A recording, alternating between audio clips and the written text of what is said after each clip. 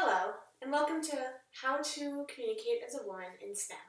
My name is Abigail, and if you're watching this, it's likely that you are a woman and are or will be entering a field in science, technology, engineering, or mathematics.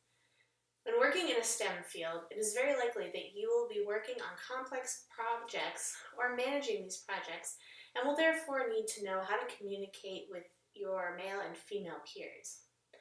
As a woman, you could be noticing that you're being treated differently than your male coworkers in terms of management, conflict resolution, or any other forms of interpersonal communication.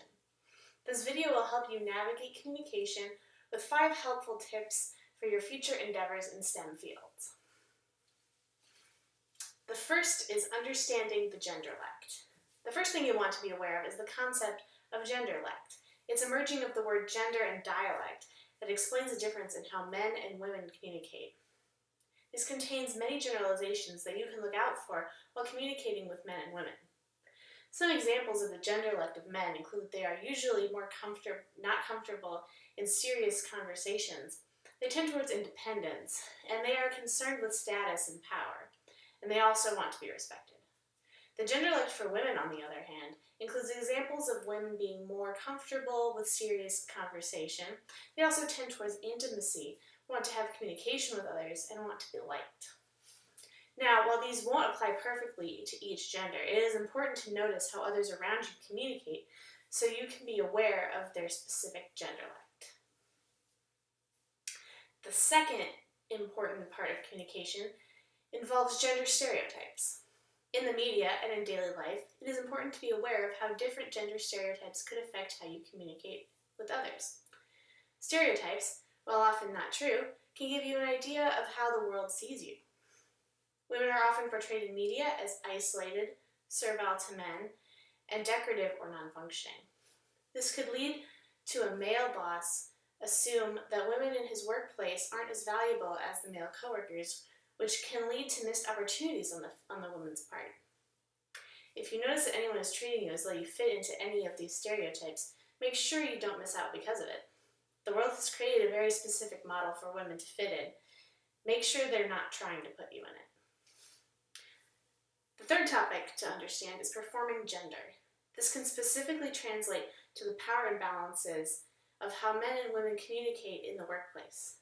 Studies have shown that men often try to displace the power of conversations in their favor. This mainly is done by interruptions. The study in question found that men initiate 96% of interruptions when having a conversation with women. So if you're a person who performs femininity, make sure that doesn't mean that you are letting people performing masculinity take your power from the conversation. An easy way to do this is when interrupted, let them finish and then inform them that they interrupted you and continue where you left off. It is polite and professional and lets you keep your power in the conversation. The fourth topic of this video is the idea of different expectations that men and women face in the workplace. When it comes to communication, knowing these expectations can help you navigate certain situations that might arise between you and a potential employer. One such instance comes from the form of nonverbal communication.